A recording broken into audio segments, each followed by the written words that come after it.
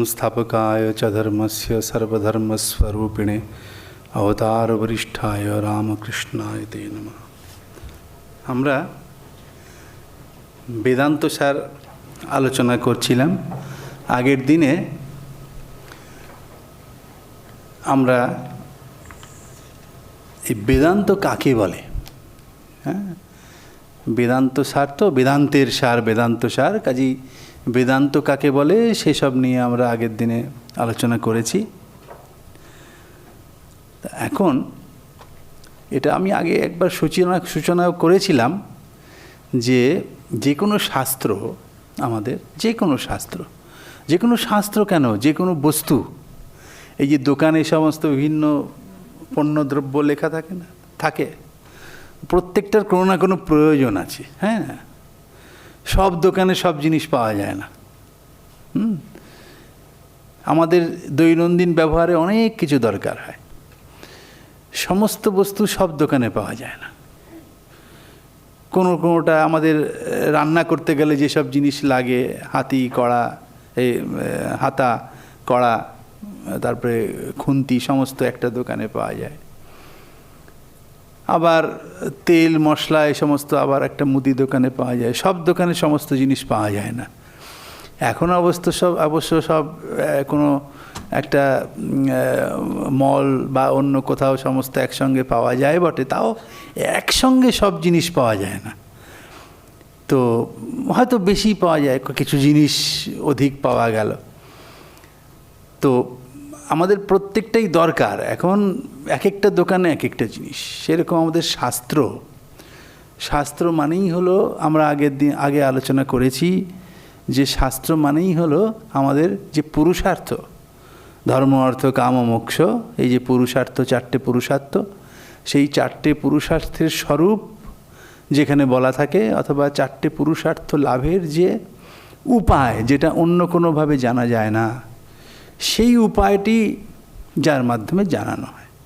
এখন সব শাস্ত্রের কিন্তু সমস্ত ধর্ম অর্থ কাম মোক্ষ চারটে অর্থের প্রত্যেকটা অর্থই প্রত্যেক শাস্ত্রের দ্বারা প্রকাশিত হয় এমন নয়। আবার তার মধ্যেও অনেক রকম সব ভেদ আছে। প্রত্যেকটা শাস্ত্রের একটা অসাধারণ প্রতিপাদ্য বিষয় থাকে, যে এই শাস্ত্র থেকে এটা জানা যায়। তো সেই জন্যে প্রত্যেকটা শাস্ত্রের শুরুতে, শাস্ত্র গ্রন্থের শুরুতে সেই গ্রন্থকার সেই শাস্ত্রের যে আলোচ্য বিষয় সেটা বলে দেন প্রথমে, যে এই শাস্ত্রে এটাই হচ্ছে আলোচ্য বিষয়, এইটা বলতে হবে। কেন বলতে হয়?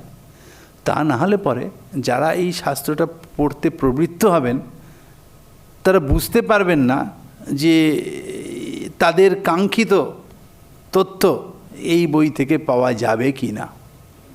এই জন্য প্রথমেই সেটা লিখতে হয়, যেন প্রথম দু এক পাতা উল্টালেই যাতে বোঝা যায় যে আমি যেটা পড়তে ইন্টারেস্টেড, আমার যেটা পড়বার ইচ্ছা আছে, সেই বিষয়ে এই শাস্ত্রে বা এই পুস্তকে আলোচনা করা হয়েছে কি না, সেটা যাতে দু এক পাতা উল্টালেই আমি বুঝতে পারি, তাই না? যেমন লাইব্রেরিতে অনেক বই লেখা থাকে, সেই বইগুলো সবগুলো যে আপনি পড়তে চান, আপনার ইচ্ছে আছে পড়তে, তা নাও হতে পারে। সেই জন্য এখন আলাদা আলাদা করে রাখা থাকে। এটা দর্শনের বই, আবার দর্শনের বইয়ের মধ্যেও আবার অনেক রকম দর্শন আছে, তাই না? সাহিত্যেরও আবার অনেক রকমের সাহিত্য আছে। তো সেই জন্যে তখনকার সময়তে তো আর এইরকম লাইব্রেরিতে এরকম রাখা ছাপানোর ব্যাপার ছিল না, এই হস্তলিখিত পুঁথি ছিল। তো সেগুলোতে এখন না হয় মলাটে অনেক কিছু আঁকা থাকে, লেখা থাকে, এসব দেখে মলাট দেখে আপনি চট করে বুঝতে পারছেন যে এইটা কী বিষয়ক বই। তখনকার সময়তে এটা এতটা সম্ভব ছিল না। সেই জন্যে গ্রন্থকাররা বইয়ের একদম শুরুতেই এগুলো বলে দিতেন যে এই কোন বিষয়ে এই বইটা। হ্যাঁ, কারণ কি, সিদ্ধার্থম সিদ্ধ সম্বন্ধম শ্রোতুং শ্রোতা প্রবর্ততে শাস্ত্রাদৌ তেন বক্তব্য সম্বন্ধস্য প্রয়োজন।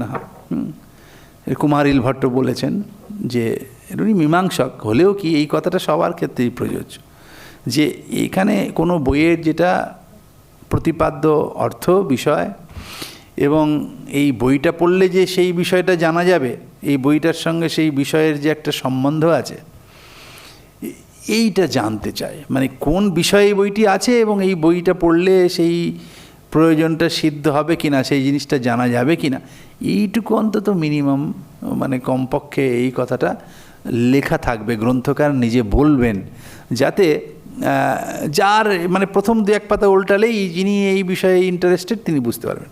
আর যিনি বুঝবেন যে এইটাতে আমার অধিকার নেই, আমার এই যে, তিনি যাতে শুধু শুধু প্রথম থেকে শেষ পর্যন্ত পড়ার পরে না বোঝেন যে এটা আমার পড়ার দরকার নেই, সেটা খুব দুঃখকর। সেই জন্য প্রথমেই সেটা বলতে হয়। তো সেই জন্যে এইগুলোকে বলে অনুবন্ধ। এগুলোকে বলে অনুবন্ধ।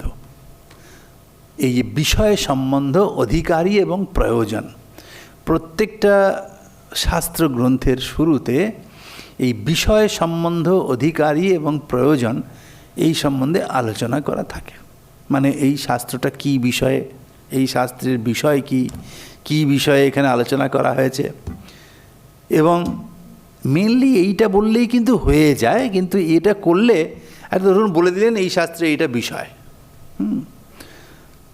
এটা বললেই অনেক সময় হয়ে যায়। বাকিগুলো আসলে বিষয়টা যেই আপনাকে বলা হলো, কোনো একজন পাঠক তিনি বিষয়টা জানতে পারলেন যে এই বইয়ের এই বিষয়, তারপরে তিনি বিচার করেই বুঝতে পারবেন এই বইয়ের এই বিষয় মানেই বইটার সঙ্গে বিষয়ের একটা সম্বন্ধ থাকবে। সেই সম্বন্ধটা আমি না বললেও বোঝা যায় যে বিষয়টা প্রতিপাদ্য আর গ্রন্থটা হচ্ছে তার প্রতিপাদক। কাজেই প্রতিপাদ্য প্রতিপাদক ভাব সম্বন্ধ আছে, এটা শুধু বিষয়টা বললেই বোঝা যায়। প্রয়োজনটাও অনেক সময় বোঝা যায়, অনেক সময় যায়, অনেক সময় ক্লিয়ারলি বোঝা যায় না।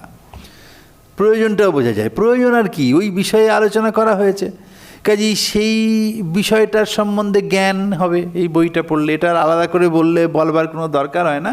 কিন্তু আসলে গ্রন্থ মানে যিনি পড়েন তিনি কিন্তু এই প্রয়োজনটা বোঝেন, না উল্লেখ করলেও সেই প্রয়োজনটা বোঝেন। আমি বলে দিলাম যে এই বইয়ের এই বিষয়, এইটা বিষয় বললে পরেই শুধু বিষয়টা জেনেই হয়ে যাবে। বিষয়টা জানলে আমি মনে মনে বিচার করে দেখি আর কি, যে হ্যাঁ সত্যি তো এইটা তো আমার জানবার ইচ্ছে ছিল, এই বিষয়টা জানলে আমার এই লাভ হবে। হ্যাঁ, তো এই প্রয়োজনটাও কিন্তু সে পর্যালোচনা করে, কিন্তু গ্রন্থকারকে অনেক সময় সেইটা বলতে হয় না মুখে। যদি বিশেষ কিছু প্রয়োজন থাকে, তাহলে মানে বিশেষ কিছু উদ্দেশ্য থাকে যে শুধু মানে বিষয়টার উল্লেখ করলে একদম নির্দিষ্ট করে প্রয়োজনটা বোঝা যাবে না, সেই ক্ষেত্রে উল্লেখ করেন অনেক সময় প্রয়োজন। তাহলে একটা বই পড়তে গেলে যে পাঠক, তার যাতে এই গ্রন্থ পাঠে প্রবৃত্তি জন্মায়, যিনি এর মানে গ্রন্থকার যাদের জন্য এই বইটা লিখছেন, যাদের বোঝার জন্য, তারা যাতে এই গ্রন্থটাতে, গ্রন্থ পাঠে তারা প্রবৃত্ত হয়, তাদের প্রবৃত্তি জন্মাবার জন্য এইগুলোর উল্লেখ করতে হয়। কী কী উল্লেখ করতে হয়? প্রথমে বিষয়, তারপরে বইয়ের সঙ্গে, গ্রন্থের সঙ্গে এই বিষয়ের যে সম্বন্ধ উল্লেখ করতে হয়, অথবা ওটা বুঝে নিতে হয়। বোঝা যায়, কিন্তু ওটাও আমরা বুঝি, না উল্লেখ করলেও বুঝি। বিষয় সম্বন্ধ, প্রয়োজন বলতে হয়। ঠিক আছে, তো কেন এটা পড়ে কী লাভ হবে, আর অধিকারী, এই বইটা পড়তে কারা অধিকারী। অধিকারী মানে হচ্ছে এই বইটা কাদের জন্য গ্রন্থকার লিখছেন, সোজা কথা। মানে কারা এই গ্রন্থটা পাঠ করলে উপকৃত হবে। এটাও অনেক সময় না উল্লেখ করলেও হয়। কেন না উল্লেখ করলেও হয় না? যদি আমি বলে দিই যে ধরুন এই দোকানে এই জিনিসটা পাওয়া যায়, হ্যাঁ, এই শার্ট প্যান্ট পাওয়া যায়, তো বা বলা হলো যে এখানে শাড়ি পাওয়া যায়, তো এটা বললে কারা অধিকারী। যদি আমি শাড়ির বা কোনো বস্ত্রে একটা উল্লেখ করে দিই এই ধরনের পাওয়া যায়, তাহলে কারা অধিকারী? যারা ওটা চায় তারাই অধিকারী। এটা আলাদা করে বলবার কোনো দরকার হয় না। অনেক সময় হয়, অনেক সময় হয় না, তাই না? তো সেই অধিকারীর উল্লেখও করতে হয়। তাহলে বিষয়, সম্বন্ধ, অধিকারী আর প্রয়োজন, এই চারটের উল্লেখ গ্রন্থের শুরুতে করতে হয়। এই হচ্ছে কথা। এখন যে বিভিন্ন সব রিসার্চ হয় না, সেখানেও দেখবেন এই মেথোডোলজির মধ্যে বলে এইগুলো কেন এই বইটা লেখা হচ্ছে, কেন এই বিষয়ে গবেষণা হচ্ছে, এইটা পড়ে কাদের লাভ হবে, এগুলো সব উল্লেখ করতে বলে, জানেন তো। এই যে আমাদের রিসার্চের যে মেথোডোলজি, যারা ইউনিভার্সিটিতে কলেজে যারা পড়েন বা যারা পড়ান, যারা গবেষণা করেন, তারা এগুলো জানবেন, এগুলো মেথোডোলজি আছে। কিন্তু অনেকের ধারণা, যাদের এই সমস্ত আমাদের শাস্ত্রীয় বই পড়া নেই, শাস্ত্রীয় গ্রন্থ, সংস্কৃত শাস্ত্রীয় গ্রন্থ, তারা ভাবেন যে এটা যেন বিদেশিদের একটা অবদান, যে ওয়েস্টার্ন যে একটা রিসার্চ মেথোডোলজি, তারা এটা অনেক আগে আমাদের শাস্ত্রকাররা এগুলো সব করেছে। তখন ওসব দিকে এগুলো আলোচনাই হয়নি। কে বলে, আমি বলছি না তো, ঐতিহাসিকরাই বলবেন তার প্রমাণ, যে আমাদের কত আগের যে গ্রন্থ সেগুলোতেই এই সমস্তগুলো কথা বলা আছে। একদম পুরো যে মেথোডোলজি মানা উচিত একটা বই লিখতে গেলে, সব আমাদের সব আছে আগে থেকে। তো এই হচ্ছে কথা, যে এই চারটের উল্লেখ করতে হয়। তো এই চারটেকে না অনুবন্ধ বলে। তা এখন এই অনুবন্ধের উল্লেখ করতে হয়। তা এখন এই অনুবন্ধ কাকে বলে? অনুবন্ধ শব্দটার মানে কি না, এই বালবোধিনী টিকাকার বলছেন, পুরুষম অনুবধ্নাতি স্বজ্ঞানেন প্রেরয়তি ইতি অনুবন্ধা। অনুপূর্বক বন্ধাতু থেকে অনুবন্ধ কথাটা এসছে। অনুবন্ধন মানে কি? অনুবদ্ধ করা। অনুবদ্ধ করা মানে কি? পুরুষম অনুবদ্ধন্তি, কোনো একজন ব্যক্তি বিশেষকে অনুবদ্ধ করে। অনুবদ্ধ করে মানে কোনো শাস্ত্রের প্রতি আকৃষ্ট করে, কোনো শাস্ত্র পাঠে প্রবৃত্ত যা করে, মানে যা কিনা কোনো পুরুষকে, পুরুষ মানে কোনো ব্যক্তি বিশেষকে, কোনো পাঠককে কোনো একটা গ্রন্থের প্রতি আকৃষ্ট করে, সেই গ্রন্থ পাঠে তাকে প্রবৃত্ত করে, সেইটাই হচ্ছে অনুবন্ধ। তো এইগুলো তাই করে, যে গ্রন্থের আগে এই গ্রন্থের যে বিষয় কি, সম্বন্ধ কি, প্রয়োজন কি এবং অধিকারীকে, এগুলোর যদি উল্লেখ করা থাকে স্পষ্ট করে, তাহলে কি হয়, কেউ একজন যে আর কি এটা পড়বার যোগ্য অধিকারী, সে চট করে দেখে বলে, বাহ, এই তো আমার বই পেয়ে গেছে, যে এটাই আমি চাইছিলাম, খুঁজছিলাম। আমরা বলি না? তো এই জন্য একে অনুবন্ধ বলে। এখন এইটাও তো একটা বেদান্ত সারও তো একটা পুস্তক, শাস্ত্রীয় গ্রন্থ, তাই না? এবং এটা মোক্ষ শাস্ত্র বিষয়ক, তাই না? অধ্যাত্ম শাস্ত্র বিষয়ক, কাজী এটা মোক্ষ একটা পরম পুরুষার্থ, কাজী তদ্বিষয়ক গ্রন্থ এটা। কাজী এরও তো একটা অনুবন্ধ থাকবে, বিষয় সম্বন্ধ অধিকারী প্রয়োজন। সেগুলো কি, এই প্রশ্ন জাগবে। সেই জন্যে বেদান্ত সারকার বেদান্ত কাকে বলে এটা বলবার পরেই এই অনুবন্ধের কথা বলছেন। কি বলছেন? অস্য বেদান্ত প্রকরণত্বাৎ তদীয়ৈরেব অনুবন্ধৈস্তদ্বত্তা সিদ্ধের নতে পৃথক আলোচনীয়। কি বলছেন?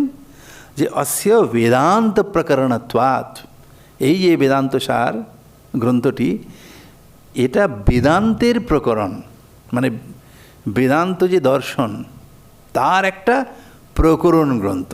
তাই বেদান্তের এইটা অস্য বলতে অস্য বেদান্ত সারাখ্য গ্রন্থস্য, মানে এই বেদান্ত সার নামক গ্রন্থের বেদান্ত প্রকরণত্বাৎ, বেদান্ত প্রকরণত্ব বশত, মানে যেহেতু এই বেদান্ত সার গ্রন্থটি বেদান্ত শাস্ত্রেরই প্রকরণ, প্রকরণ কি বলছি, প্রকরণ, সেই হেতু তদীয়ৈরেব অনুবন্ধেই, তদীয়ই মানে ওই বেদান্ত শাস্ত্রের যে অনুবন্ধ, বেদান্ত শাস্ত্রীয় যে অনুবন্ধ, সেই অনুবন্ধগুলির দ্বারাই তদ্বত্তা সিদ্ধে, তদ্বত্তা সিদ্ধে মানে অনুবন্ধবত্তা সিদ্ধে, মানে এর অনুবন্ধবত্ত, এটা এক একটা ভাষার এক একটা স্টাইল আর কি, যে এরও অনুবন্ধবত্ত সিদ্ধ হয়। তার মানে বেদান্ত, এটার তাৎপর্য হচ্ছে যে এই বেদান্ত সার গ্রন্থটা যেহেতু বেদান্ত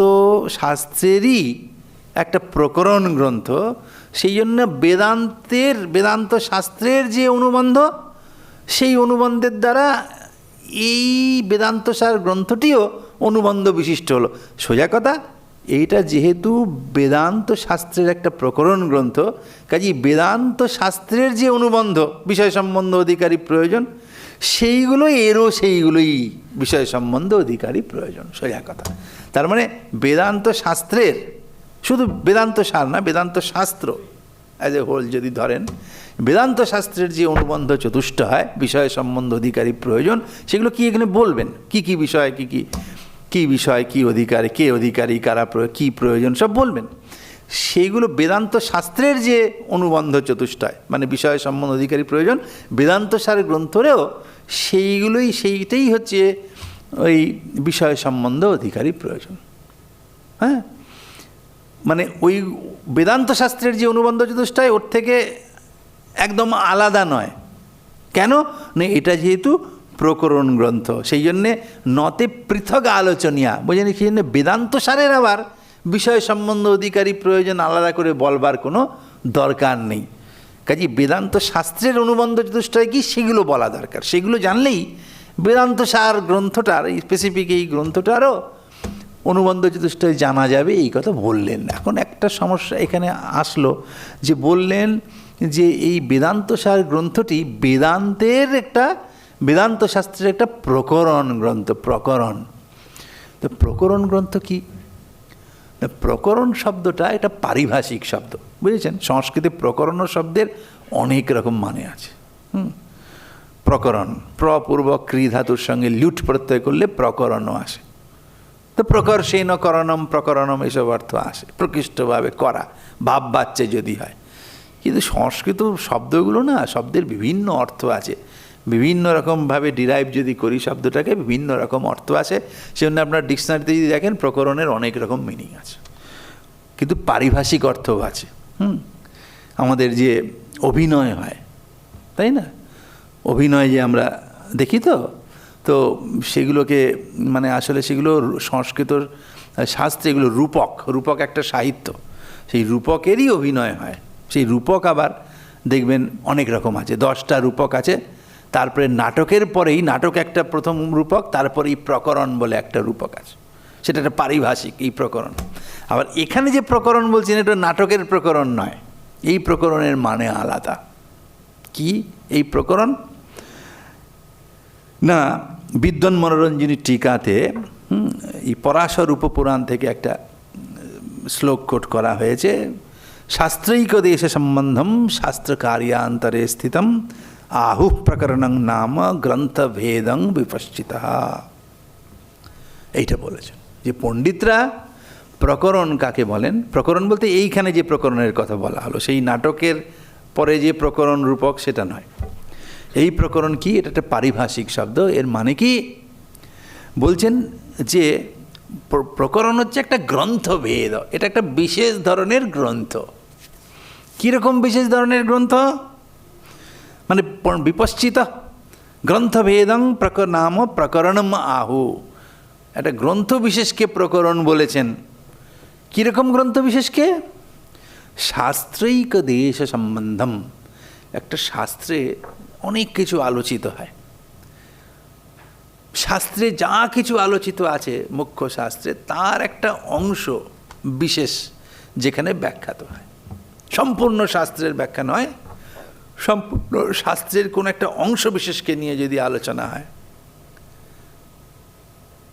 বোঝা গেল। বা সম্পূর্ণ শাস্ত্র না হলেও তার সারটাকে নিয়ে কিছু কিছু যদি আলোচনা করা হয়, যে গ্রন্থে করা হয়। এবং সম্পূর্ণ শাস্ত্রে শুধু তাই হলে হবে না, শাস্ত্রের একদেশ হতে হবে, মানে কোনো শাস্ত্রের একদেশ বিষয়ক আলোচনা। একদেশ মানে একটা অংশ, একটা পার্ট নিয়ে যেখানে আলোচনা হয়েছে। এবং শাস্ত্রের দ্বারা যে কার্য সিদ্ধ হচ্ছে, মানে শাস্ত্র তো একটা কোনো কার্য সিদ্ধ করে, তাই না, একটা প্রয়োজন সিদ্ধ করে না, কেন প্রয়োজন তো থাকবেই শাস্ত্রের, না হলে আর নিষ্প্রয়োজন হলে তো তাতে দেখুন একটা কথা আছে, প্রয়োজনম অনুদ্দিশ্য না মন্দোপি প্রবর্ততে। প্রয়োজন না থাকলে কেউ কোনো কাজ করে না। কেউ কি, আপনারা যে এখানে বসে আছেন একটা প্রয়োজন আছে, আমিও যে এখানে পড়াচ্ছি তারও একটা প্রয়োজন আছে, তাই না, সেটারও প্রয়োজন আছে। এই যে অধ্যাপনা করা হয়, একজন বলা আছে একজন টিচার, তিনি যে অধ্যাপনা করেন তার আবার কি প্রয়োজন আছে, তিনি তো সেটা জানেন না। আমাদের পতঞ্জলি মহাভাষ্যে বলেছেন যে বিদ্যার অর্জন শুধু খালি স্কুলে বা কলেজে যখন পড়েছেন তার মধ্যেই বিদ্যা হয় না। আমাদের শ্রীহর্ষ বলেছেন, নৈষধীয় চরিতে অধীতি বোধাচরণ প্রচারণেই। যখন আপনি পড়বেন নিজে স্টুডেন্ট হিসেবে তখন আপনার বিদ্যা অর্জন হয়, কিন্তু তাতে পুরোপুরি বিদ্যা অর্জিত হয় না, অনেক কিছু অজানা থেকে থাকে। বাড়িতে একজন টিচার পড়িয়ে দিলেন ক্লাসে, তাতে পুরোপুরি আপনার বাড়িতে গিয়ে পড়তে হয় আপনি বুঝলেন কি না প্রত্যেকটা, তাই না? এই যে অনেক সময় হয় না আমাদের, এই তো ক্লাসে সুন্দর স্যার পড়ালেন, বুঝতে পারলাম না, তখন তো বেশ ভালো বুঝেছিলাম। অনেকে হয় না, অঙ্কের ক্ষেত্রে এসব হয় অনেক ক্ষেত্রে, ও ক্লাসে কি সুন্দর বোর্ডে সব অঙ্ক কষে দিলেন, আরে এই তো সহজ, তারপরে বাড়িতে গিয়ে তো মনে হবে আরে কিছু তোই খুঁজে পাওয়া যাচ্ছে না। কেন? অধীতি হয়েছে কিন্তু বোধ হয়নি। অধ্যয়নের মাধ্যমে সাধ্যায় কালে বিদ্যা অর্জিত হয়। বোধ, সেটা পড়ালেন কেউ, কিন্তু তারপরে সেটা আপনার বোধ হওয়া চাই, আপনি ঠিক ঠিক বুঝলেন কি না। তখন দেখবেন মানে যেটা পড়িয়েছেন শুনলেন মাস্টারমশাইয়ের কাছে, গুরুর কাছে, সেটা আরও দেখবেন যখন বোধ করতে যাচ্ছেন দেখবেন আরও একটু স্ফুট হবে জ্ঞানটা, মানে বিদ্যা হয়। তারপরে বিদ্যানুসারী আচরণ করতে করতেও কিন্তু আপনার অনেক সময় জ্ঞান হয়, তাই না? এই আচরণ মানে আমাদের শাস্ত্রের ক্ষেত্রে ধরুন একটা আপনি যোগ দর্শন পড়ছেন, যোগ দর্শন মানে শুধু পরীক্ষায় পাশ করার জন্য নয়, হ্যাঁ। ধরুন কেউ একজন যোগী হতে চায়, তো এখন গুরুর কাছে গিয়ে যোগ দর্শন পড়ল, গুরু বললেন, ঠিক আছে, তো বললেন, তখন যোগ দর্শন সম্বন্ধে পাতঞ্জল যোগসূত্র সেগুলোর মানে গুরু বুঝিয়ে দিলেন। তারপরে আবার নিজে থেকে গিয়ে ঘরে পড়তে হয়, সব বুঝলাম তো, বোধ হলো তো আমার, তখন দেখা যাবে যে আরও অনেক আমার জ্ঞানটা আর একটু স্ফুরিত হলো। তারপরে এটা করে গেলেই ঠিক হবে না, গুরু বলে দিয়েছেন ওখানে পড়াবার সময় যে কীভাবে যোগাভ্যাস করতে হবে, তাই না?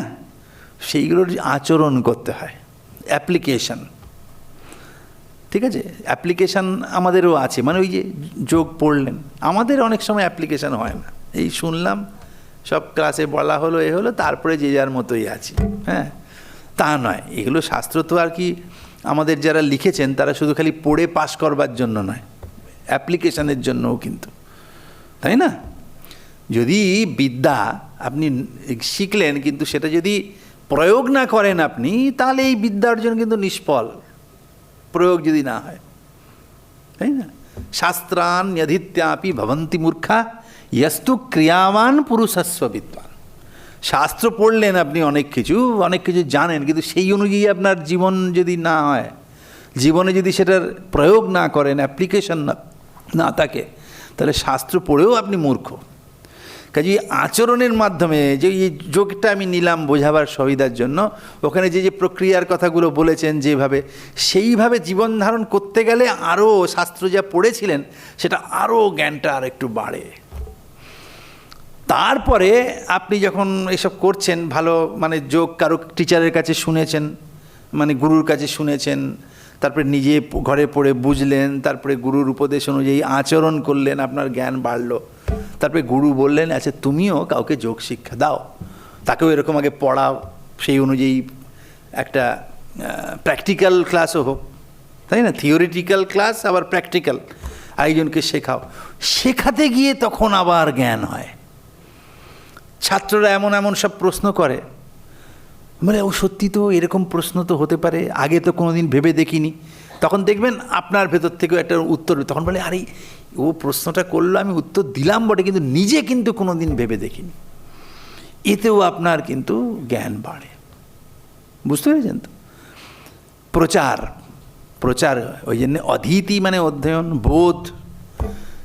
পতঞ্জলি বলেছেন সাধ্যায় কালে একবার বিদ্যা হয়। তারপরে বোধ যখন আপনি করছেন তখন, তারপরে আচরণ যখন করছেন তখন, আর প্রচার যখন করছেন মানে লোককে শেখাচ্ছেন, তখনও কিন্তু আপনার বিদ্যা অর্জন হয়।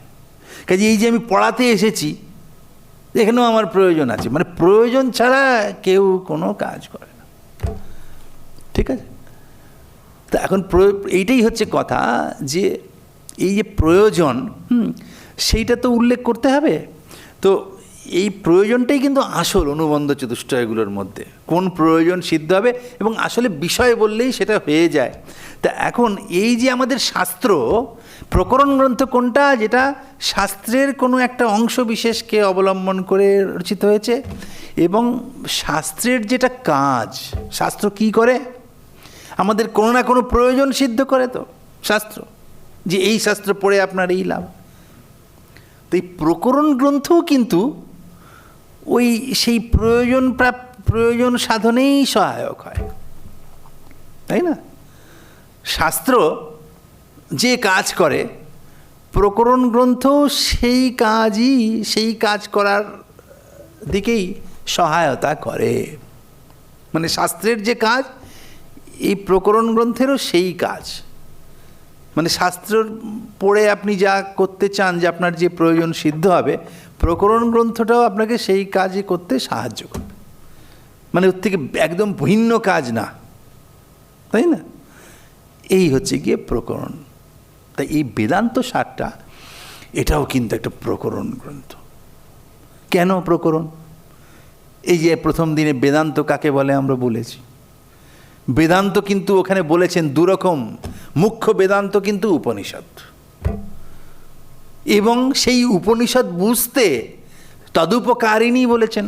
সেই তদুপকারিণী মানে উপনিষদের যে তাৎপর্য সেটা বুঝতে যেটা সাহায্য করে, তাই না? এমন কিন্তু নয় যে ওই প্রকরণ গ্রন্থ মানে বুঝতে যেগুলো সাহায্য করে সেগুলো ছাড়া উপনিষদ স্বয়ং সম্পূর্ণ নয়, তা কিন্তু না। আমি আগে বলেছি, তাও একবার স্মরণ করিয়ে দিচ্ছি। মানে উপনিষদে সবই বলাই আছে, কিন্তু সেটাকে বুঝতে সহায়তা করে। এই প্রকরণ গ্রন্থও কিন্তু তাই। সেই জন্যে ওখানে এই বেদান্ত সারটাকেও আমরা নিতে পারি। ওই জন্যে তদুপকারিণী চ শারীরক সূত্রাদিনী আদিপদের দ্বারাই এগুলো নেওয়া হবে। প্রকরণ গ্রন্থগুলোও তাই, কারণ ওগুলো শাস্ত্রের কাজটাই করে, শাস্ত্রের কাজেই সাহায্য করে। তো এই জন্যে এটা হচ্ছে প্রকরণ গ্রন্থ। কাজেই বেদান্ত শাস্ত্রের যা প্রয়োজন বা অনুবন্ধ চতুষ্টয়, এই বেদান্ত সার গ্রন্থটি যেহেতু সেই শাস্ত্রেরই একটা প্রকরণ গ্রন্থ, কাজেই এই বেদান্ত সারেরও সেইগুলোই হচ্ছে এই অনুবন্ধ চতুষ্টয়। অনুবন্ধ চতুষ্টয় মানে 4টে অনুবন্ধ। তো এখানে বলেছেন যে তত্র অনুবন্ধ নাম অধিকারী বিষয় সম্বন্ধ প্রয়োজনানি। এই 4টে অধিকারী কারা, বিষয় কি, সম্বন্ধ কি এবং প্রয়োজন কি। অধিকারীর উল্লেখই প্রথমে করেছেন। কাজে একদম স্পষ্ট করে ভনিতা না করে বিষয় বললাম, তারপরে এই বিষয়টা আমার কাজে লাগবে কিনা ওগুলো পরে, একদম চট করে প্রথমেই অধিকারী কারা সেটা বলে দিলেন।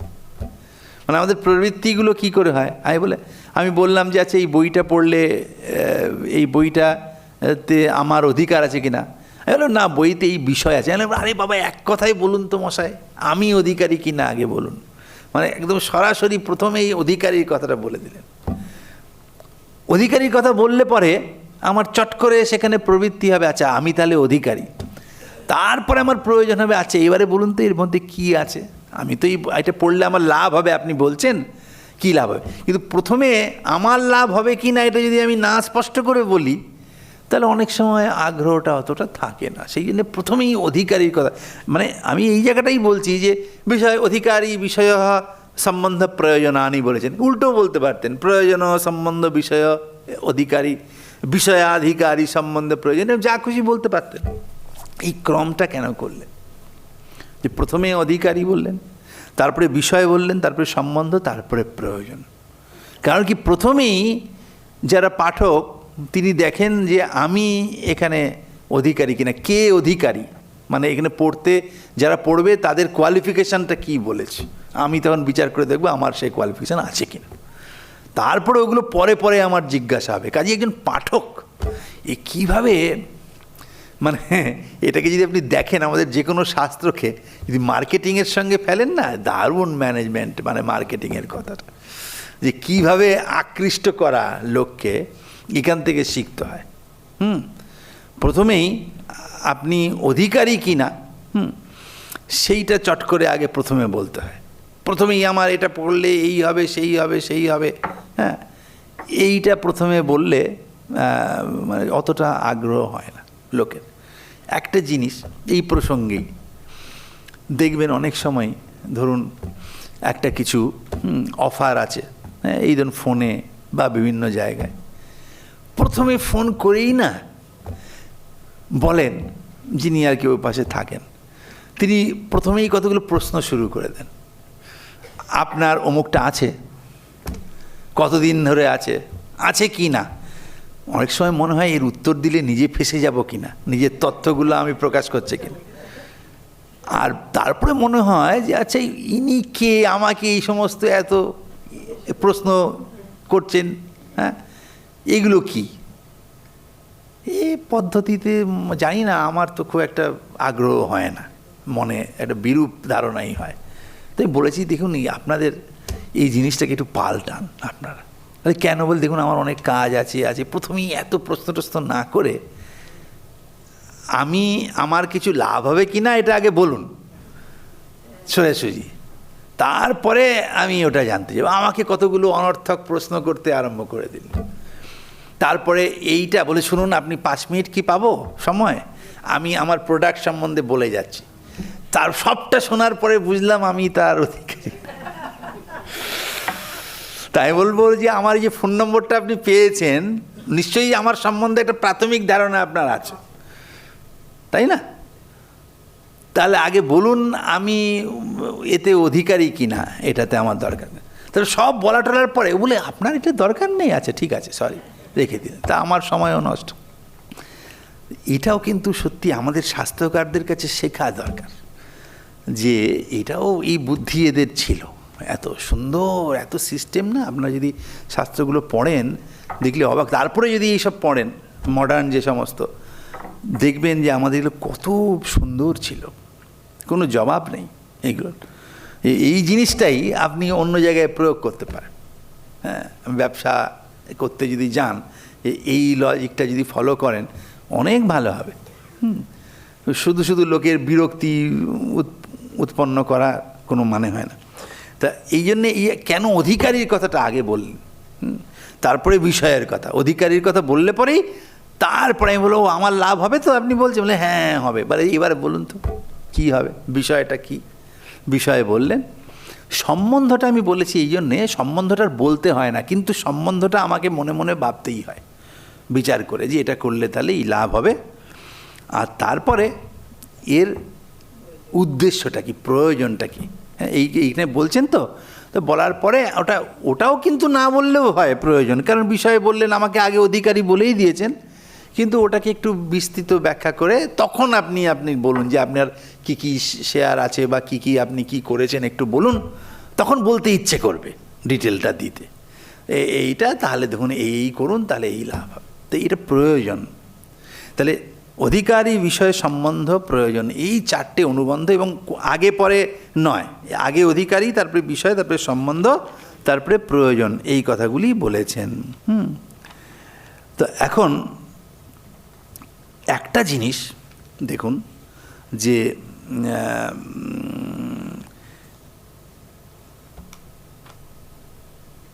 এখানে একটা কিন্তু সন্দেহ থেকে যাবে, জানেন তো, যে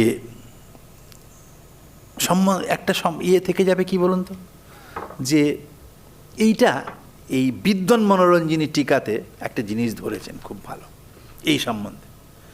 তো এখানে তো বেদান্ত সরকার মূলে বললেন যে এখন অনুবন্ধ চতুষ্টয়ের কথা বলতে হবে, বেদান্ত শাস্ত্র তার যা অনুবন্ধ এরও তাই অনুবন্ধ, যেহেতু এটা তার প্রকরণ, এসব বললেন অনুবন্ধ এই 4টে। তো এই যে কথাটা বললেন যে বেদান্ত শাস্ত্রের যা অনুবন্ধ এরও তাই অনুবন্ধ, এখানে একটা প্রশ্ন হবে না? কি প্রশ্ন বলুন তো? যে সমগ্র বেদান্ত শাস্ত্রের যা অনুবন্ধ, বিষয় সম্বন্ধ অধিকারী প্রয়োজন, তার একটা অংশ বিশেষকে নিয়ে যে প্রকরণ গ্রন্থ হয়েছে, এরও যদি তাই প্রয়োজনই হয়, আমি অংশ পড়তে যাব কেন মশাই? আমি তো বেদান্ত শাস্ত্রই পড়ব, তাই না? সাক্ষাৎ উপনিষদে চলে যাব, তাই না? একই যদি রেজাল্ট হয়, তাহলে আমি প্রকরণ পড়তে যাব কেন? প্রকরণ পড়তে গিয়ে আমার কী লাভ হবে? আপনি যদি বলেন যে প্রকরণেরও যা প্রয়োজন, বিষয় সম্বন্ধ অধিকারী প্রয়োজন, আর ওই মূল বেদান্ত শাস্ত্রেরও তাই, তাহলে আমি কেন এই মূলটাকে ছেড়ে এইটা পড়তে যাব? আমার স্বাভাবিক প্রশ্নই হবে, একই যদি হয়, তাহলে আমি মূলটাই তো পড়বো, এটা কেন পড়তে যাব? এটা একটা প্রয়োজন হবে, সমস্যা আছে। কিন্তু বেদান্ত সরকার কিন্তু বললেন যে এর সঙ্গে এটার পৃথক আমি আর আলোচনা করছি না, এটা বললেন বটে, কিন্তু একটা প্রশ্ন তো হবে যে কেন তাহলে আমি প্রকরণ গ্রন্থটা পড়তে যাব, ওইটাই মূলটাই বরং পড়ি। এইটা বিদ্বন মনোরঞ্জনী টিকাকার ইনি এই জিনিসটা কিন্তু ধরেছেন, যে উনি বলছেন যে দেখো এই শাস্ত্র, এই জন্য উনি বলেছেন যে ইতরথা শাস্ত্রং পরিত্যজ্য প্রেক্ষাবতঃ অত্র প্রবৃত্তি যোগাৎ। কাজেই মহাবিষয়াদে ইহ শাস্ত্রীয়ত্বে অপি অবান্তর বিষয়াদে পৃথক আলোচনা উচিতম। নিশ্চিত কিছু না কিছু ফারাক আছেই আছে, তাই না? আমাদের শাস্ত্রকাররা না কখনো চর্বিত চর্বণ করেন না, এই জিনিসটা কিন্তু খুব ভালো করে মনে রাখবেন। চর্বিত চর্বণ হয় না। এই যে এখনকার সময়ে যে রিসার্চ হয়, একদম আমাদের প্রত্যেকটা শাস্ত্র গ্রন্থ কিন্তু একটা রিসার্চ পেপার, জানেন তো? ওই আমরা একটু সংস্কৃতের চর্চা করেছিলাম, করছি, তো সেই সুবাদে ওই যে যারা ছাত্র তাদেরকে এগুলো বলতে হয়। এখন এমন অবস্থা হয়ে গিয়েছে না, সব ওই শুধু কালেকশন অফ ফ্যাক্ট, যা আছে সেগুলোই আর কি এখানে টুকে দিল। কিন্তু আমাদের পরম্পরা কিন্তু তা নয়। রিসার্চ মানেই হচ্ছে একটু নতুন তত্ত্ব তার মধ্যে থাকবে, সংযোজন থাকবে, পুরো নতুন না হলেও সংযোজন কিছু না কিছু থাকবে। আমাদের কোনো শাস্ত্রীয় গ্রন্থ পুরো এক নয়, মানে ওটাও যা এটাও তাই, তা কিন্তু নয়।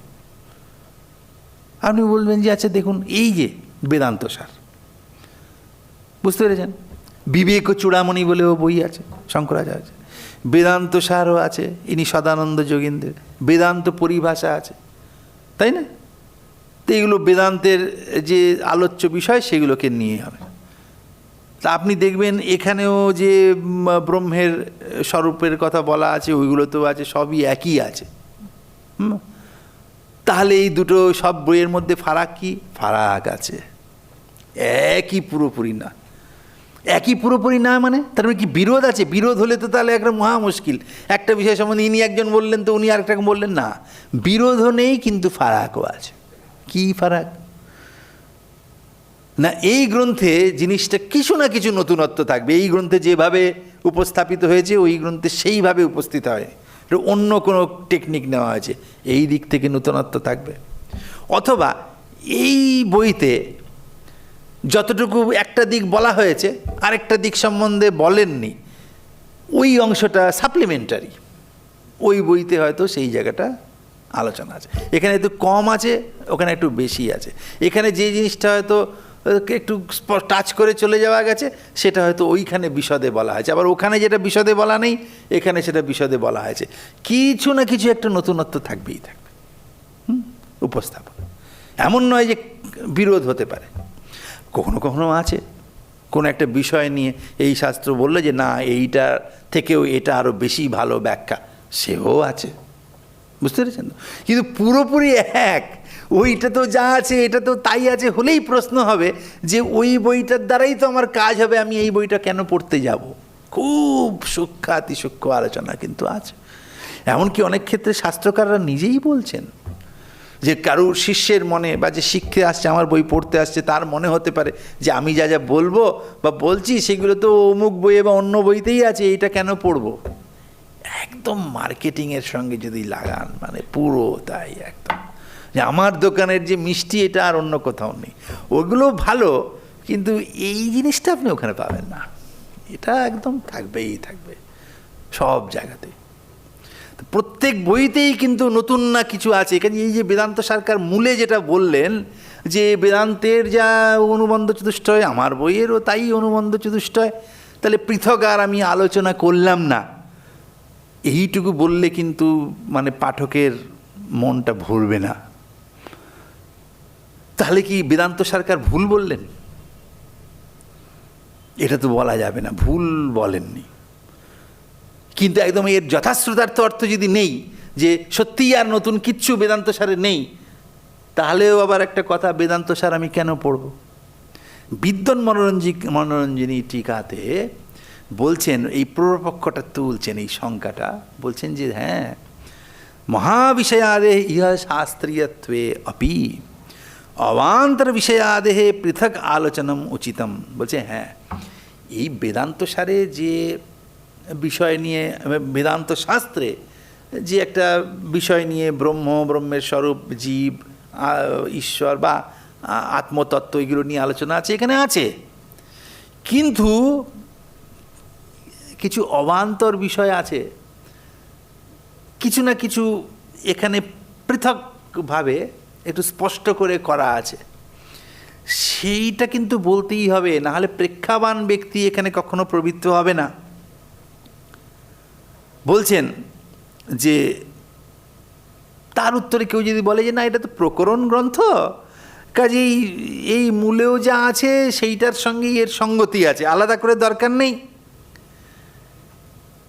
বলছেন না, এখানটা এই প্রকরণ গ্রন্থ পড়লে পরে কি হয়?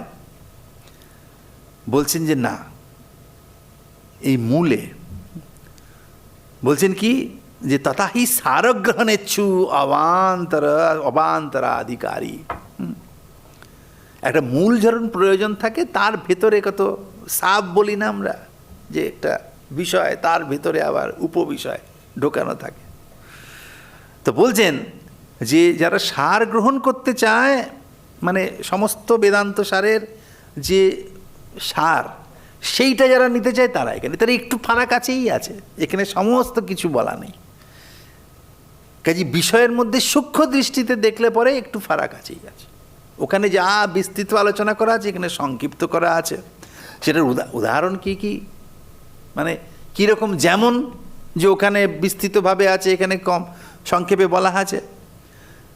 বলছেন দেখুন, আপনার উপনিষদ যদি পান, তাহলে তাতে দেখবেন সগুণ ব্রহ্মের স্বরূপ বলা আছে, নির্গুণ ব্রহ্মেরও স্বরূপ বলা আছে।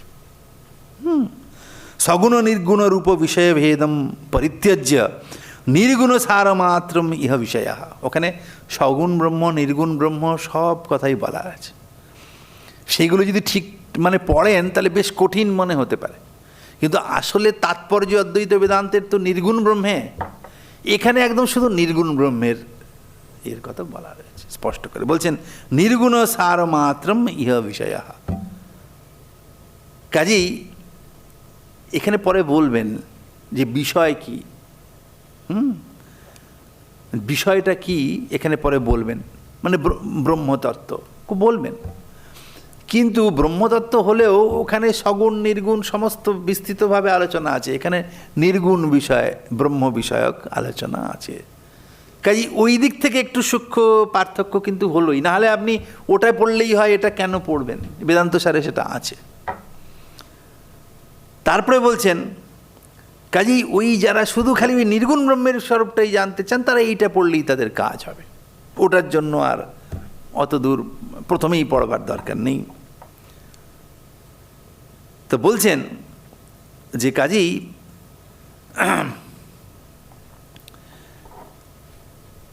এইখানে তাইলে ওই কথাটা কেন বল যে আলাদা করে পড়বার আলোচনা করবার নেই মূলে? না, এইটা দেখাবার জন্যই যে দেখুন, গ্রন্থকার বুঝতে পেরেছেন, গ্রন্থকার মানে আসলে সদানন্দ যোগীন্দ্র কেন বললেন যে বেদান্ত শাস্ত্রের যে অনুবন্ধ চতুষ্টয়, এরও তাই আলাদা করে আর আলোচনা করবার দরকার নেই। এটা বললে অনেকের তো প্রবৃত্তি হবে না, যেটা বিদ্বন মনোরঞ্জনীকার বললেন। তাহলে কেন বেদান্ত সরকার মূলে এটা বললেন না? বললেন না, বলেছেন ইঙ্গিতে। কীভাবে বলেছেন? বলেছেন এটা একটা প্রকরণ গ্রন্থ। প্রকরণ মানে কি আপনার জানাই আছে, শাস্ত্রের একদেশে সম্বন্ধ। তার মানে একটু ফারাক আছেই বলেইছেন, ওটা না বলেননি এমন নয়, বললেন। প্রকরণ গ্রন্থ বলা মানেই হচ্ছে যে ওই গ্রন্থের একদেশ, মূল শাস্ত্রের একদেশ নিয়ে বলছেন, সবটা বলছেন না। কাজেই বিষয়ের মধ্যে সূক্ষ্ম ফারাক হয়ে যাবে, তাই না? এবং নামকরণটা কি করেছেন বইয়ের? বেদান্ত সার। এই নাম শুনেই আপনি বলতে পারছেন যে মূল বেদান্ত শাস্ত্রের যা প্রতিপাদ্য সবগুলো এখানে আলোচিত হয়নি, তার সার। কাজেই ফারাকটাও আছে। তারপরে বললেন পৃথক আলোচনা। কাজে আপনি একটা বিস্তৃত দৃষ্টিতে দেখলে পরে কিন্তু সত্যি ওখানেরও যা বিষয় সম্বন্ধ অধিকারী প্রয়োজন এটাও তাই। এটা ব্যাপক দৃষ্টিতে যদি আপনি দেখেন তাহলে বেদান্ত শাস্ত্রের যে অনুবন্ধ চতুষ্টয় এরও সেই অনুবন্ধ চতুষ্টয়। সূক্ষ্ম দৃষ্টিতে যদি দেখেন তাহলে পরে একটু ব্যাপ্য দৃষ্টিতে দেখেন তাহলে দেখবেন একটু ফারাক ওর সঙ্গে আছে বিষয়ে অন্তত। এখানে কাজে দুটোই কথা কিন্তু বলেছেন। বিদ্বন্মনোরঞ্জনীকার কিন্তু একদম মানে ওইটাকেই আবিষ্কার করলেন। মানে আমরা মেন পড়লে যেন মনে হয় যে ওটার সঙ্গে ওটা একই বলে দিলেন, আর আলোচনা করবার দরকার নেই বললেন। বিদ্বন্মনোরঞ্জনীকার সেইটা কিন্তু ধরিয়ে দিলেন আমাদের, যে সদানন্দ যোগীন্দ্র তো সংক্ষেপে বলছেন, এত লেকচার তো দেবেন না, সংক্ষেপেই কিন্তু উনি বলে দিয়েছেন যে আসলে ব্যাপক দৃষ্টিতে দেখলে বেদান্তের যা অনুবন্ধ চতুষ্টয় বেদান্ত সারেরও তাই। তবে ভেতরে সূক্ষ্ম অবান্তর বিষয়ে ভেদ হচ্ছে, মানে এখানে যেটা আছে ওখানে যেটা আছে ওখানেও আছে, কিন্তু এখানে তার থেকে একটু, এখানে শুধু এটাই আছে ওটা নেই। এটা কিন্তু মূলের মধ্যেই বলা হয়ে গেল, ওর মাধ্যমেই সেটা কিন্তু ব্যক্ত করা হলো। তাহলে তাই তো বললে পারতেন। আবার কেন বললেন? বলে না, যদি বলে দিতেন যে দেখো ওটা বেদান্ত শাস্ত্র আর এটা তার অংশ বিশেষ, এইটা বললে মনে হতো যেন এটা এই বেদান্ত সারের যা কথা সেগুলো যেন বেদান্ত সারকার সদানন্দ যোগীন্দ্রের একটা নিজস্ব ভিউ, মূলের সঙ্গে যেন তার যোগিত। ফলে আরেকটা সন্দেহ তৈরি হতো। যদি উনি আলাদা করে এই বেদান্ত সারের প্রয়োজন, বিষয় সম্বন্ধ অধিকারী প্রয়োজন কথাটা বলতেন, নিজের বইয়ের আলাদা করে বলতেন, ওই কথাটা না বলতেন যে বেদান্তের যা মূল বেদান্ত শাস্ত্রের যা অনুবন্ধ চতুষ্টয় আমার গ্রন্থেরও সেইটাই অনুবন্ধ চতুষ্টয়, এটা যদি না বলতেন তাহলে আরেকটা সমস্যা হতো কি, যে পাঠক তার আবার সংশয় হতো, না আমি শুদ্ধ বেদান্ত শাস্ত্র পড়তে চাই, আপনি সদানন্দ যোগীন্দ্র আপনি তো প্রমাণ পুরুষ নন, আপনি যদি বলেন এটা আমার গ্রন্থ তার থেকে আলাদা তাহলে তো আমার বিশ্বাস হবে না, এটা তাহলে প্রামাণিক গ্রন্থ হবে না। এইটা একটা সন্দেহ তৈরি হবে, তাই না? যে বেদান্ত মেন পড়তে চায় তার একটা সন্দেহ তৈরি হবে, তাই না? আমি যদি একটা কোম্পানির থেকে জিনিস কিনতে চাই, একটা কোম্পানির প্রোডাক্ট কিনতে চাই, আপনি যদি বলেন যে না আমার দোকান থেকে আসুন আমি একটা ভালো, বলে ও আপনি ওই কোম্পানির, তাহলে আপনার কাছে যাবো না। আর যদি বলেন না আমার এই দোকানে যা আছে সেটা ওই কোম্পানিরই জিনিস, তবে তো আমার সেখানে বিশ্বাস হবে, তাই না? তো যদি বলেন যে এর আলাদা করে বিষয় সম্বন্ধ অধিকারী প্রয়োজন বলেন গ্রন্থকার, তাহলে মনে হবে ওরে বাবা, তার মানে এটা মূল বেদান্ত শাস্ত্র তো আমি পড়তে চাই, কাজে এর সঙ্গে এর নিশ্চয়ই ফারাক আছে, এগুলো বোধহয় সদানন্দ যোগীন্দ্রের নিজের কথা, তাহলে সেটা তো অতটা প্রমাণ হবে না। প্রামাণিকতার উপরে আমাদের শাস্ত্রের বিশাল, মানে শাস্ত্রকাররা ভীষণ মানে স্ট্রেস দিয়েছেন, ওটার উপরে খুব গুরুত্ব আরোপ করেছেন ওরা, প্রামাণিকতা। কারণ অপ্রামাণিক বচন কখনো শুনবেন না, যেটার সঙ্গে আমাদের আগমের যোগ নেই, প্রামাণিক ব্যক্তিদের যে কথা তার সঙ্গে বিরোধ হলে পরে সেটা কখনো নেওয়া যাবে না, কেউ নিজের থেকে কিছু বলতে পারবেন না। যেমন ধরুন প্রত্যেক শাস্ত্রে একজন প্রামাণিক প্রবক্তা আছেন, তাই না? তার সঙ্গে বিরোধ হলে চলবে না। আপনি যদি বলেন যে এই কথাগুলো আমার কথা না, ওটার সঙ্গে যদি বিরোধ হয় আপনার কথা কখনো গ্রাহ্য হবে না। সদানন্দ যোগীন্দ্র উনি যদি বলেন যে অদ্বৈত বেদান্ত আমি যা বলছি সেটা আমার নিজের কথা, তাহলে কেউ শুনবে না। আপনার কথা কেন আমরা শুনবো? আপনার এই কথাগুলো যদি আচার্য শঙ্করের মতের সঙ্গে পার্থক্য থাকে, তার যদি ব্যাস সূত্র যেগুলো আর কি মানে ব্রহ্মসূত্র তার সঙ্গে যদি কোনো ফারাক থাকে, বেদের সঙ্গে যদি বিরোধ থাকে, কখনো সেটা গ্রাহ্য হবে। কাজেই সবসময় শাস্ত্রকাররা কি বলেন, ওই গ্রন্থ লেখার সময় যখন প্রকরণ গ্রন্থ লেখেন তখন এইটাও ভালো করে পাঠকদের বুঝিয়ে দেন যে আমি যা বলছি সেটার কিন্তু একটা ভিত্তি আছে, সেটার পেছনে একটা প্রমাণ আছে, সেটা কিন্তু যারা মূল যে গ্রন্থ তার সঙ্গে এর যোগ আছে, সেইটার অনুসারে আমি বলছি, সেটার বাইরে গিয়ে আমি কথাগুলো বলছি না, তাই না? সেইটা কিন্তু দরকার। তা নাহলে পরে ছাত্রের বিশ্বাস হবে না ওতে।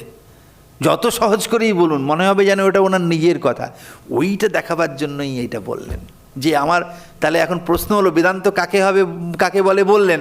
তারপরে উনি যদি বলেন যে এবারে আমার এই বইটার আলাদা করে একটা বিষয় সম্বন্ধ অধিকারী প্রয়োজন আছে বলেন, তাহলে প্রশ্ন একটা থেকে যাবে, আচ্ছা আপনার বইয়ের আছে, কিন্তু আপনার বইটা কি ওই মূল বেদান্ত শাস্ত্রের সঙ্গে তার কীরকম যোগ আছে, ওর থেকে কি আলাদা কিছু আপনি বলছেন?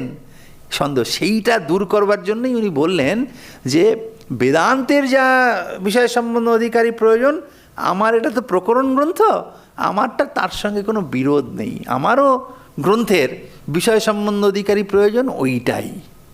এর দ্বারা এইটা ওনার যে বইয়ের প্রামাণিকতা আছে, ওনার গ্রন্থের যে এটাও মূলের সঙ্গে এর যোগ আছে, তার থেকে নতুন কিছু নয়, সেটা কিন্তু বলা হলো। তখন আবার যদি প্রশ্ন হবে যে নতুনই কিছু নেই তাহলে কেন পড়ব, সেটাও উনি ইঙ্গিত দিয়েছেন। এটা কিন্তু বেদান্ত সার, ওখানে সগুণ নির্গুণ ব্রহ্ম সম্বন্ধে বিস্তৃত আলোচনা আছে, আমার এখানে শুধু নির্গুণ ব্রহ্ম সম্বন্ধে আলোচনা আছে। কাজেই এইটা উপকারিতা এইখানটাতে। কিন্তু এখানে যেটা আছে নির্গুণ ব্রহ্ম সম্বন্ধে, সেটা কিন্তু আমার নিজের কল্পিত নয়, এটা মূলটার সঙ্গে তার যোগ আছে। এই দুটোই এখানে একসঙ্গে কিন্তু বললেন। কাজেই যখন আমরা বেদান্ত সার পড়ব, তখন এই মূলটা শুধু পড়ে গেলাম, তার মানে বলে গেলাম, কিন্তু হবে না। এই জিনিসগুলোর অনুসন্ধান করতে হবে। আমি একটু ভেতর থেকে, এগুলো সব টিকার কথাই আছে, আমি সেইগুলোই সারটা আপনাদেরকে এগুলো বলছি। এইভাবে পড়তে হবে, মানে অনেকটা টিকা পাঠের কাজ হয়ে যাবে এই ক্লাসটা শুনলে। এই হচ্ছে, এটাও একটা আমি আমার লেকচারের অনুবন্ধ চতুষ্টয় বলছি যে এইটা কেন শুনবেন, এটাও তো এখানেই বইতেই লেখা আছে, আপনি সেটাই যদি বলেন তাহলে এই লেকচারটা শুনে কি লাভ হবে। এখানেও সেই ওই মার্কেটিং, এইটা বলতে হবে। কথাটা কিন্তু তাই। আমি এবার চলে যাই, আপনাদের খুব গুরুগম্ভীর কথা, তো প্রামাণিকতার কথা বলছিলাম না।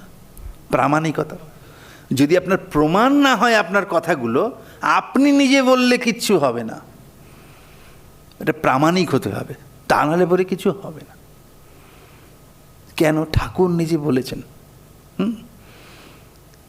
যে, ওই যে বলেছিলাম যে গুরু কে হন, গুরু ভগবান ছাড়া কেউ গুরু হন না। সত্যি কথা, আমাদের সমস্ত শাস্ত্র কিন্তু ভগবানের কাছ থেকে। আমরা একটা মঙ্গলাচরণ করি, সদাশিব সমারম্ভাম শঙ্করাচার্য মধ্যমাম অস্মদাচার্য পর্যন্তাম বন্দে গুরু পরম্পরাম। সদাশিব হচ্ছে এই শাস্ত্রে সমস্ত। আমরা ব্যাকরণ পড়তে যান, পাণিনীয় ব্যাকরণ, বলবে এটা শিবের থেকে এসেছে। সমস্ত তন্ত্র সদাশিব থেকে এসেছে। ন্যায়শাস্ত্র সেও শিবের থেকে এসেছে। মানে একজন কোনো ভগবানের থেকেই এই শাস্ত্রটা এসেছে। কেন বলা হয়? প্রামাণিকতা।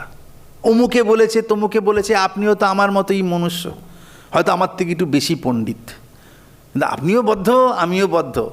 হ্যাঁ, বদ্ধকে কি করে রক্ষা করে? কাজী ভগবানের বচন এমন একজন বলেছেন, যার কথাটা আমি বিশ্বাস করবো। এই সমস্ত শাস্ত্রই কিন্তু ভগবান বলেছেন। ঠাকুরও কি বলছেন? যে মনুষ্য কখনো গুরু হতে পারে না, তবে মনুষ্যের মধ্য দিয়ে ভগবানের শক্তিটা প্রকাশিত হয়। সেই জন্যে মনুষ্যের কোনো মনুষ্য যদি বলেন এটা আমার কথা, তাহলে তার প্রমাণ হয়। কিন্তু সেই মনুষ্যের উক্তিটা যদি ভগবানের উক্তিরই প্রতিফলন হয়, তবেই সেটা বিশ্বাস্য। কেন? সেই প্রামাণিকতার জায়গাটা। নাহলে আপনার কথাটা প্রমাণ। সেই বৃষ্টির জল কুমিরের মুখ থেকে, ওই যে পাইপগুলো থাকে ছাদের ওখানে, কোনোটা কুমিরের, কোনোটা বাঘের মুখ থেকে পড়ছে, বলে এই দেখো কুমিরের মুখ থেকে জল পড়ছে, বাঘের। আসলে ওটা বাঘের কুমিরের জল নয়, ওটা বৃষ্টির জল। তো ঠিক সেই রকম এই একটা পেছনে একটা প্রামাণিকতা থাকতে হবে। সেজন্য ঠাকুর বলছেন না যে তোমার কি চাপরাস আছে? চাপরাস যদি না থাকে, তাহলে তুমি যা সব বলছো তার কিছু ভ্যালু নেই, তোমার কথা কে শুনবে? তাই গুরু তার ভগবানের কথাটা, ভগবান যদি তাকে শক্তি দেন, তাকে প্রেরণা দেন যে তুমি বলো, তার মধ্যে কথা বলেন, তবে মূলটা হচ্ছে ওইখানটা, তা নাহলে হয় না। একজন সম্ভবত মাধবানন্দ স্বামীজিকে বলেছেন যে দেখুন এই সমস্ত কথাগুলো বলবো, লেকচার দেব, তো আমি বললে লোকে শুনবে কেন? হ্যাঁ, আমি তো আর মানে সেই তত্ত্বদ্রষ্টা হইনি, তো কিন্তু আমাদের সাধুদের তো বক্তৃতা করতে হয়, প্রবচন করতে হয়, আপনারা কি করে করেন? ওরা বলছেন যে আমিও করি না, ঠাকুর যা বলেছেন সেগুলোই বলি, ভাবি, সেই জন্য লোকে শুনে, আমার কথা না, তার কথা, তার প্রামাণিকতা, তাই না? শুভদানন্দজি মহারাজের জীবনে আপনি দেখবেন ঠাকুর ওনাকে বলেছিলেন দক্ষিণেশ্বরে যেতে, তো উনি যেতেন, কিন্তু উনি পড়তেন, পড়াশুনো করতেন, সবসময় ঠাকুরের কাছে যেতে পারতেন না। তো ঠাকুর ওনাকে একদিন বলছেন যে শোন, তুই তো ইয়েতে থাকিস, ঠনঠনেতে, তো ওই কাছেই তো মাস্টার থাকে, হ্যাঁ, তো তুই তার কাছে ওখানে মধ্যে মধ্যে যাস। সঙ্গে রাজা মহারাজও ছিলেন আর কি, রাখাল মহারাজ ঠাকুরের কাছে ছিলেন। তো সঙ্গে সঙ্গে সুবোধানন্দজি বলছে না না, ওনার কাছে আমি যাব না, উনি আবার আমাকে কি শেখাবেন? উনি যদি কিছু জানতেন তাহলে নিজে এরকম উল্টো পাল্টা সংসার করতেন না, ওনার কাছে কি শিখবো? মানে এটা আমার এটার সঙ্গে যোগ আছে, তার মানে ওনার কথাটা প্রামাণিক নয়। সঙ্গে সঙ্গে ঠাকুর রাখালকে বললেন যে রাখাল, এই ও কি বলছে, খোকাশালা কি বলছে বললেন, বলেই বললেন সে কি তার নিজের কথা কিছু কবে, এখানকার কথাই তো বলবে। এই হচ্ছে প্রামাণিকতা। তার কারণ হচ্ছে শুভদানন্দজি বললেন উনি কি করবেন, উনি তো উল্টোপাল্টা সংসার করেছেন, ওনার কথা আমি কি শুনবো? ঠাকুর বলছেন যে ও কি নিজের কথা কিছু বলবে, ও তো এখানকার কথাই বলবে, মানে ওনার কথাই বলবে। তখন শুভদানন্দজি বলে হ্যাঁ তাই তো, ওই যে হচ্ছে প্রামাণিকতা। যদি বলতেন না মাস্টারমশাই নিজের কথা বলবেন, সদানন্দ যোগীন্দ্র যদি বলেন যে আমি এগুলো আমার নিজের কথা বলছি, মূল বেদান্ত শাস্ত্রের সঙ্গে এটা আমারটা পড়লে ওটা বুঝতে সহজ হবে, কিন্তু আমার নিজস্ব কথা, কেউ পড়বেন না যতই সহজ করে বলুন।